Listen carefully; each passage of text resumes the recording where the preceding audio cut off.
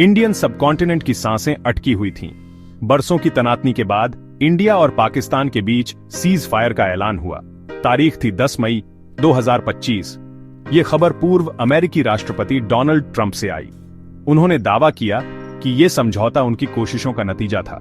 जल्द ही आधिकारिक पुष्टि भी आ गई। भारतीय विदेश सचिव विक्रम मिस्री ने इस घटनाक्रम का स्वागत किया। उन्होंने पाकिस्तान द्वारा युद्ध विराम के पालन की आवश्यकता पर जोर दिया। ये पहली बार नहीं था जब दोनों पड़ोसियों ने हथियार डालने पर सहमति जताई थी। ऐसे समझौतों का इतिहास टूटे वादों से भरा पड़ा था। इस बार दांव ऊंचे लग रहे थे। नियंत्रण रेखा कश्मीर में हाल के महीनों में खतरनाक वृद्धि देखी गई थी। तोपों का आदान प्रदान और आतंकवाद के खतरे ने दोनों देशों को युद्ध के करीब ला दिया था। उम्मीद थी कि युद्ध विराम राहत देगा, इससे कूटनीति को मौका मिलेगा। फिर भी संदेह गहरा था। सबके मन में सवाल था कि क्या ये शांति बनी रहेगी। इसका जवाब जल्दी आ गया। यूनाइटेड स्टेट्स, जिसका इस क्षेत्र में अपना जटिल इतिहास रहा है, ने खुद को मध्यस्थ की भूमिका में पाया। ट्रंप प्रशासन ने अपनी अक्सर अप्रत्याशित विदेश नीति के बावजूद भारत और पाकिस्तान के बीच तनाव कम करने की कोशिश में महत्वपूर्ण राजनीतिक पूंजी लगाई थी। हालिया युद्ध विराम को इन प्रयासों का प्रत्यक्ष परिणाम माना गया। वॉशिंगटन और भारत तथा पाकिस्तान दोनों की राजधानियों के बीच उच्च स्तरीय फोन कॉल किए गए। अमेरिकी अधिकारियों ने संयम और बातचीत का आग्रह करते हुए शटल कूटनीति में लगे रहे। दक्षिण एशिया में शांति देखने में अमेरिका का निहित स्वार्थ था। उनका तर्क था कि एक स्थिर और समृद्ध उपमहाद्वीप क्षेत्रीय और वैश्विक सुरक्षा के लिए आवश्यक है। इसके अलावा अमेरिका खुद को भारत और पाकिस्तान दोनों के लिए एक स्वाभाविक भागीदार के रूप में देखता था, जो आर्थिक विकास और सहयोग को बढ़ावा देता है। इसलिए युद्ध विराम केवल भारत और पाकिस्तान के बारे में नहीं था। यह दुनिया में अमेरिका की भूमिका, शक्ति और प्रभाव डालने की उसकी क्षमता और दुनिया के कुछ सबसे अस्थिर क्षेत्रों में शांति स्थापना के प्रति उसकी प्रतिबद्धता के बारे में भी था। युद्ध विराम के समय ने लोगों को हैरान कर दिया। यह अंतर्राष्ट्रीय मुद्रा कोष से पाकिस्तान को $1 अरब के ऋण की मंजूरी के साथ हुआ। ऋण, जिसका उद्देश्य पाकिस्तान को एक आर्थिक संकट से बचाना था, का भारत ने कड़ा विरोध किया था। भारत ने तर्क दिया कि पाकिस्तान इस धन का उपयोग अपनी सीमाओं के भीतर काम करने वाले आतंकवादी समूहों का समर्थन करने के लिए करेगा। भारत ने दावा किया कि ये समूह भारतीय धरती पर कई हमलों के लिए जिम्मेदार थे। हालांकि अमेरिका ने इन चिंताओं को खारिज कर दिया। उन्होंने कहा कि ऋण पूरी तरह से आर्थिक स्थिरीकरण के लिए था और सुरक्षा स्थिति पर इसका कोई असर नहीं था। ऋण को लेकर विवाद ने भू राजनीति, अर्थशास्त्र और सुरक्षा के जटिल जाल पर प्रकाश डाला, जिसने अमेरिका, भारत और पाकिस्तान को उलझा दिया। इसने इस अटकलों को भी हवा दी कि युद्ध विराम आंशिक रूप से ऋण से संबंधित कुछ शर्तों को पाकिस्तान द्वारा स्वीकार करने के लिए एक क्विड प्रो क्वो था। जैसा कि अक्सर अंतर्राष्ट्रीय संबंधों में होता है, सच्चाई शायद कहीं अधिक सूक्ष्म थी। अमेरिका पाकिस्तान की संघर्षरत अर्थव्यवस्था का समर्थन करने के लिए उत्सुक होने के साथ साथ भारत की सुरक्षा चिंताओं को दूर करने की आवश्यकता से भी अवगत था। इसलिए युद्ध विराम को प्रतिस्पर्धी हितों के बीच एक नाजुक संतुलन बनाने के प्रयास के रूप में देखा जा सकता है। शांति की उम्मीद अल्पकालिक साबित हुई। युद्ध विराम की घोषणा के कुछ ही घंटों के भीतर नियंत्रण रेखा पर नए सिरे से हिंसा की खबरें आईं। धमाकों की आवाज सुनाई दी। आसमान में ड्रोन देखे गए। ऐसा लग रहा था कि नाजुक युद्ध विराम पहले ही टूट रहा है। पाकिस्तान ने इन घटनाओं में किसी भी तरह की संलिप्तता से इनकार किया। उन्होंने दावा किया कि भारत जानबूझकर युद्ध विराम को तोड़-फोड़ करने की कोशिश कर रहा था। बदले में भारत ने पाकिस्तान पर स्याही सूखने से पहले ही समझौते का उल्लंघन करने का आरोप लगाया। आरोप प्रत्यारोपों का दौर तेजी से चला। अंतर्राष्ट्रीय समुदाय बढ़ती चिंता के साथ देख रहा था, क्योंकि स्थिति नियंत्रण से बाहर होने का खतरा पैदा कर रही थी। युद्ध विराम, जिसे कभी एक सफलता के रूप में सराहा गया था, अब पतन के कगार पर था। सवाल अब यह नहीं था कि क्या युद्ध विराम कायम रहेगा, बल्कि यह था कि इसके टूटने के लिए कौन जिम्मेदार था और इसके क्या परिणाम होंगे। Section 5, the morning after assessing the damage.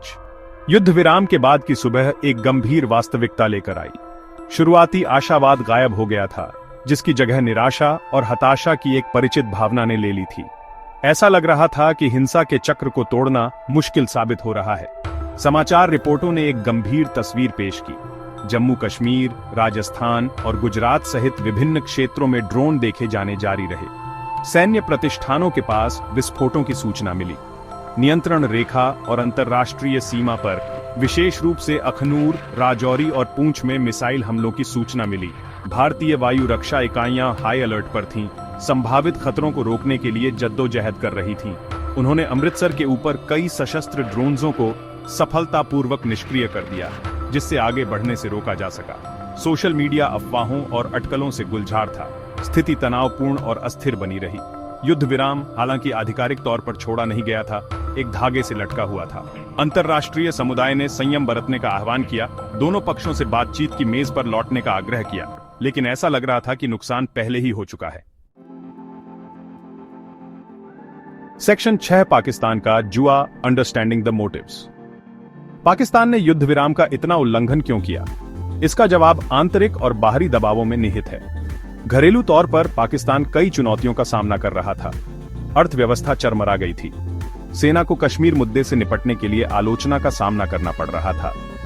युद्ध विराम को कमजोरी की निशानी के रूप में देखा जा सकता है। कट्टरपंथी भारत को रियायत देने के विरोधी थे, समझौते को तोड़फोड़ कर सकते थे।